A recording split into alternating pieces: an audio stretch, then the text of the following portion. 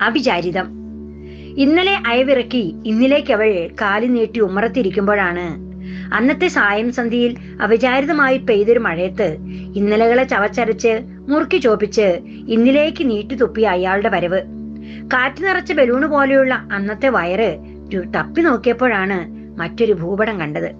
ആ സമയത്ത് വള്ളി പൊട്ടിയ നിക്കറുമിട്ട് ചെക്കൻ മൂക്കീന്നൊലിപ്പിച്ച് ആർത്തത്.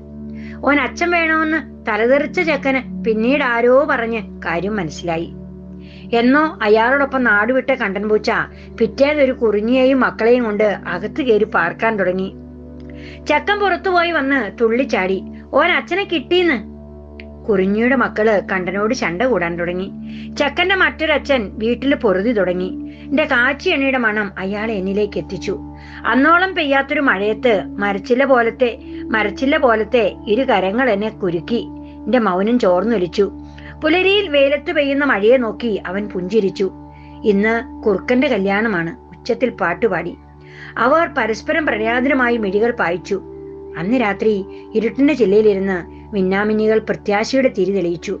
അവൻ അച്ഛനെ കിട്ടിയ സന്തോഷത്തിൽ പുതിയ കുപ്പായം ഇട്ടു മയങ്ങി. അപ്പോഴും യഥാർത്ഥ അച്ഛൻ ഇരുട്ടിനപ്പുറം കരിനിഴലിലായി.